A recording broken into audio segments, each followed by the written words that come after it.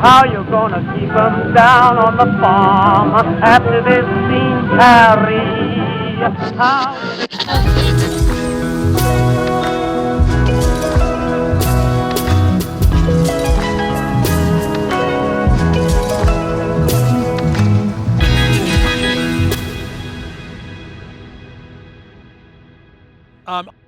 I would have to say that my predecessors, my family members before me, I don't think they ever envisioned that we would have this much growth and this much development out this way at all.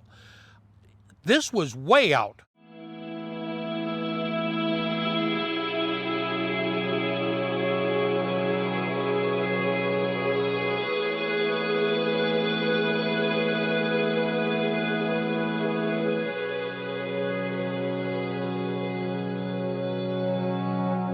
In the past, the reason why a city might have developed in a certain area is because it was surrounded by rich farmland. That might have been extra important because, especially with perishable goods like milk or vegetables, you needed to be able to move those into cities as fast as possible so they didn't spoil. When technology for refrigeration got better and when transportation improved, that aspect just became less imperative. Urbanization has just had people moving to the cities for a long period of time away from farms, away from rural areas, and there's just been a broken down connection between urban populations and how food is produced and what that's like. As urban populations have sort of become, in a sense, more starved for that experience of growing food and being close to where their food comes from, this has become an opportunity for farmers. I mean, I think for where we were at when we were starting, we absolutely intended to have our farm be close to an urban area. Being able to access such a large number of people in such a short distance is like key to everything we've ever done. 2 people driving by your farm stand a day, you don't sell a lot of strawberries. If there are 2,000 people driving by your stand, you have a pretty good business. We're close to the communities that we want to serve, the Black and the BIPOC communities, and are able to bring our produce in there relatively easily as opposed to if we were in a more rural area. Now with urban sprawl coming closer, there's a lot more opportunities to sell directly to consumers, vegetables, fruit, U-pick operations. Oh, we did choose this. You have to be close to your markets. It is a benefit because I think about, there's a grower that grows the most fantastic garlic who's way down pretty remote, and his closest market is where the population is not really wanting to pay more. But you bring that all the way up here to an urban market and people will buy it, because they're buying like this whole package of the story. There's like a desire to be more connected. The thing that I hear the most often from farmers that are situated around an urban area is the cost of land and not having access to land. We were very lucky to get the amount of land we got this close to a city. When we were first looking to buy property, a lot of the banks are like, oh, we don't loan on land. And we actually had to find a lender that was located out of the urban area who like understood agriculture in order to like move the ball forward on buying this property. Having access to a farm incubator like this has been so important. They provide us access to both land, but also access to infrastructure. A lot of folks are in farming because they were able to inherit the land. Okay, if you have hundreds of years of reduction of black farm ownership, then there's less and less folks that can that have land to inherit. Before coming into the Black Farmers Collective, I never really thought that I would be able to really 100% be a farmer while living in the city. We took over an old dairy that they quit milking in the winter of 1989. We were lucky enough to be able to buy a piece of property that was affordable at that time. Land is at quite a premium around here. And so we went from one incubator farm on marginal land to another incubator farm on marginal land. One thing the urban sprawl or urbanization brings is that a lot of people won't rent ground to you if they feel like they can plant houses in it in a year or whatever. I've lost a number of properties that I used to farm that they don't want to tie it up for 10 years to do raspberries again, and because some of these crops are in for a long time, you know. It's pretty hard to not look over next to town and say, man, 1 acre would make me well. And if everybody gets to sell an acre, then we're done. You know, I guess one thing, we're not looking to expand out any on growing. We're looking to get smaller and more efficient. Operating in the peri-urban space in a more competitive market really does push us to be way more efficient. So the constraints of farming on an acre are definitely, you know, pretty profound. The bulk of what we are able to do right now is to focus on increasing our efficiency with what we have, and so yeah, it's a lot of like really carefully managing the intensity of our farming practices. You know, we're growing on a smaller scale. Farms closer into the city, I would say, generally aren't, you know, 300-400 acre monocrop farms where you get that economy of scale. Like if you're trying to grow sweet corn. Yeah, well, sweet corn, no. Nobody can make money doing that on a small scale. I think farming close to an urban area has its own challenges because it costs more to do business in an urban area, right? Your labor is higher, your expenses are higher. We don't compete well with the commodity markets, so we need to find a way to differentiate ourselves in the marketplace. A lot of our CSA members are folks who share identities or life experiences with us. Realistically, that's folks who experience a lot of multiple marginalization. And so the past 2 years, we've transitioned to an entirely home delivery-based model, which I think would only be possible because of our proximity to residents. We have a lot of CSA partners, folks who both farm around the urban edge and also produce products right inside the city and bring them out to be sold on our farm. People get a chance to meet all the producers of their various bread or kombucha or milk or whatever fruit, whatever they're interested in.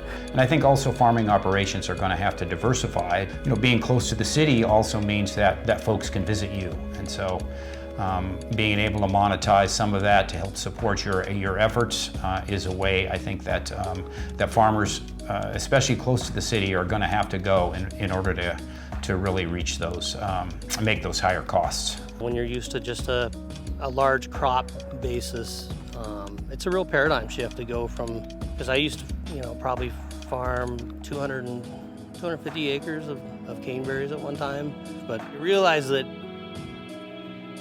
if there's no money in it, it doesn't matter if you have another 100 acres, there's still no money in it. We used to farm about 750 acres of grain and clover seed, and then we made the decision about in 2002 to 2004 to really make the jump into just straight direct market, and we sold the combine, we sold the grain equipment, we had a grain cleaner in the barn, we emptied that out and said, hey, you know what, we could use this for pumpkin patch. My best time of year is pumpkin patch during October. There'll be thousands of people here, and I have a great time.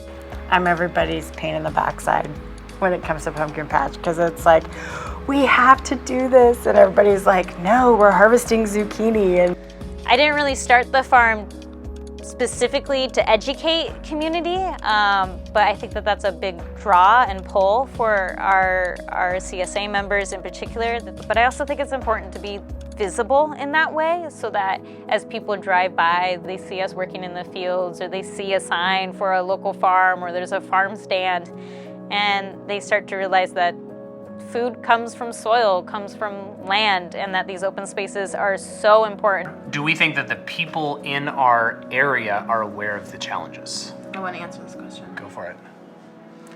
So, hell no. You always give a thumbs up, and they're excited that you're farming, but they really don't know the issues that we go through. a lot more cars on the road. It's probably doubled. Probably so. At least.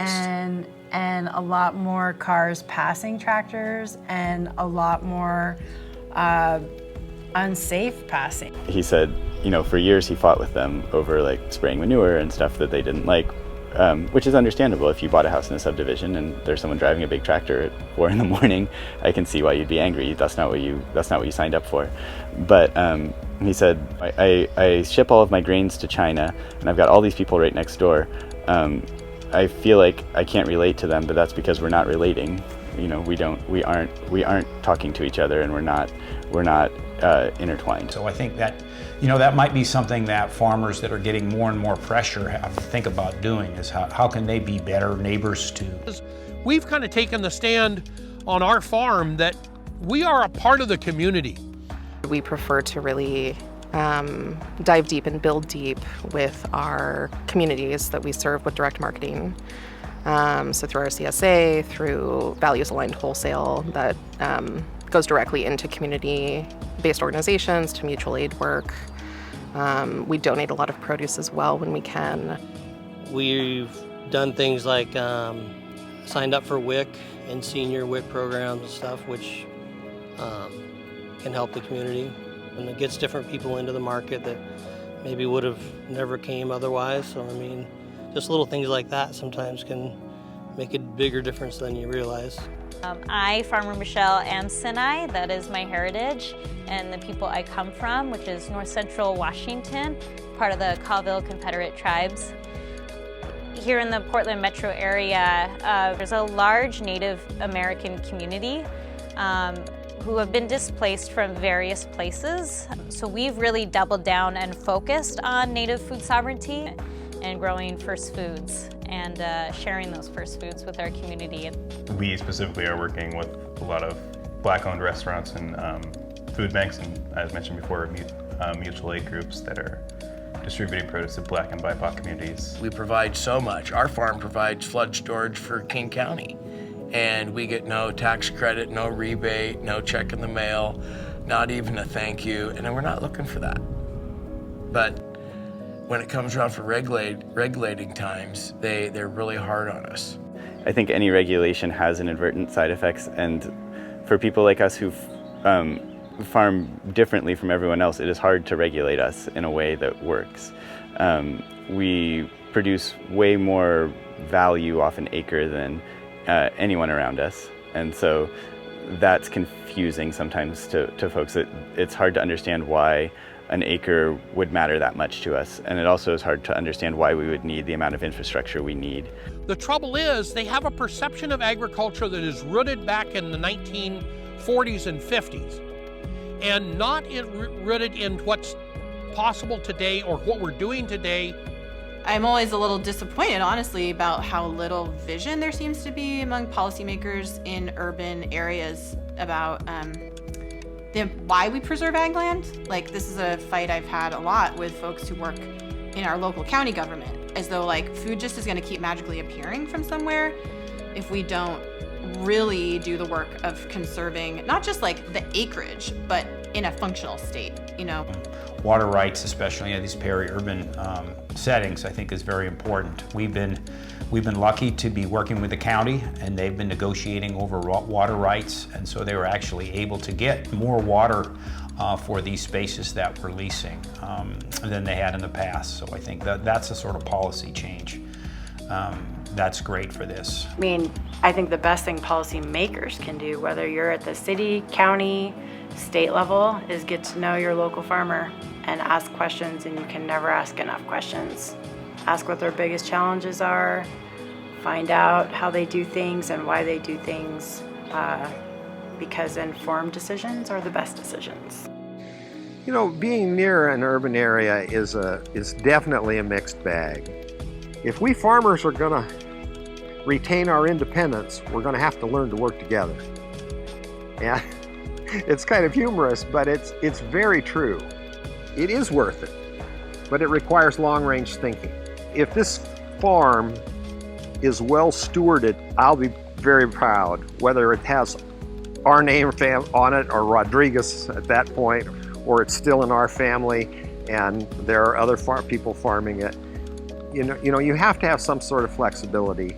If 100 years from now, there are healthy, viable family farms next to our cities and urban areas, If there are abundant wildlife and waterfowl and salmon in our streams and rivers, everybody wins. And if not, we're just another city.